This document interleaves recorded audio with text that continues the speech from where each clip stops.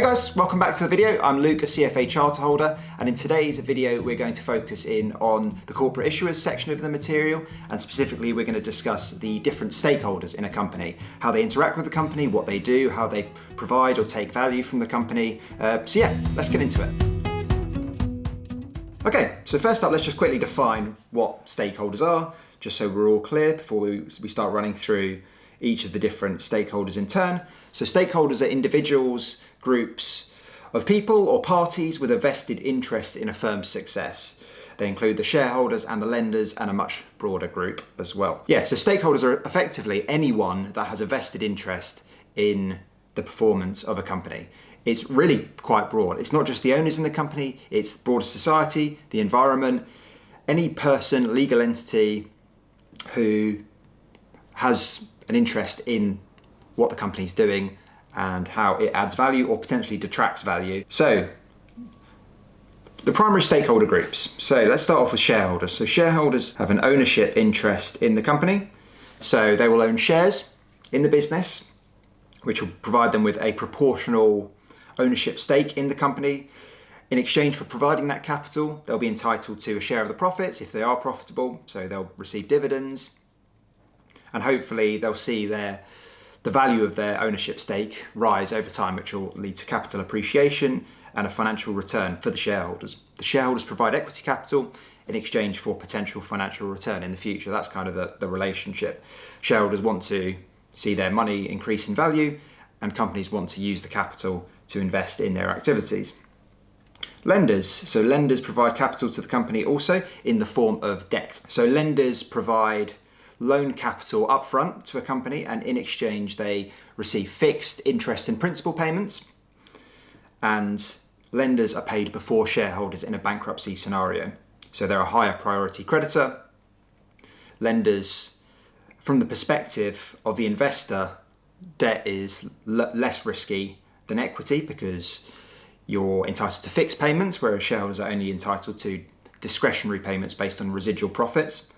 So yeah, lenders expect fixed principal and interest payments to be paid to them periodically on pre-agreed dates out of the company's operating profit. Right, the board of directors, they oversee the company's activities, decide on appropriate corporate strategy, and are appointed by and act in the best interest of the shareholders. So the board of directors are the agent that works on behalf of the shareholders being the principal. So the board of directors devise a corporate strategy with the objective of maximising shareholder and company value, and they basically act as the steward of the business. Shareholders are very seldom involved in the day-to-day operations of a company. They delegate that responsibility to the board. And the board will appoint the company managers. So that will be the CEO, the CFO, the executive leadership team who oversee the day-to-day operations and managing the employees. So yeah, managers are very heavily involved in the day-to-day and report to the board of directors. The employees provide the human capital. They help develop the products and services that the company sells. They help market the products and services, and they're also responsible for executing the day-to-day tasks within a company. And in exchange for providing their services, employees will often be compensated fairly, and they'll be provided with a safe working environment, opportunities to learn and develop, and then managers and the board of directors who are more senior will, in addition to all of those things, will often be provided with stock-based compensation, which aligns the interest of the shareholders and the senior leadership team. Customers. So customers purchase the products and services provided by the company, and in exchange, they provide the company with its revenue. They purchase the goods at a fair market price. They expect high quality, they expect value for what they're buying, and they often will require things like an after-sale service, customer service to help them once they've purchased the product. Suppliers provide the raw materials to the company that are needed to produce the inventory, and they often provide outsourced services as well, such as software, IT. The government set the rules and regulations by which the company must abide. They collect taxes from the company, which they use to fund public services and public goods that the company will benefit from. So yeah, the company pays taxes, and in exchange, the government provides education for broader society. And as a byproduct, citizens that become educated will be able to work for the company. So it's quite circular. The government provides services and goods that the company benefits from, so the company will pay taxes in exchange for those goods and services. Other things to be aware of: the environment is a huge talking point at the moment, and the environment is considered by the curriculum as a stakeholder, and the environment may be positively or negatively impacted by the company's products and its processes.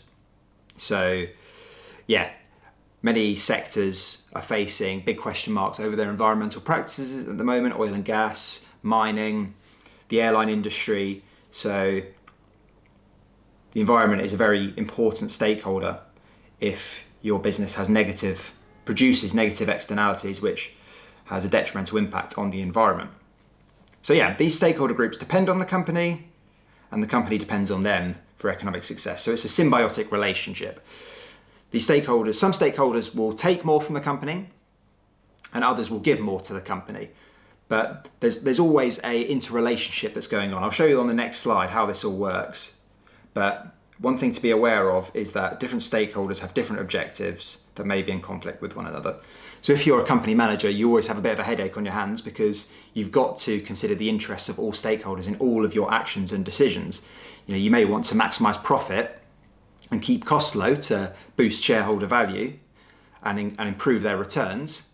But if that has a negative impact on the environment by cutting costs, by using non-renewable sources, then that could have a detrimental impact on the environment. So as a manager, you've got to think about the impacts on all stakeholders of making corporate decisions.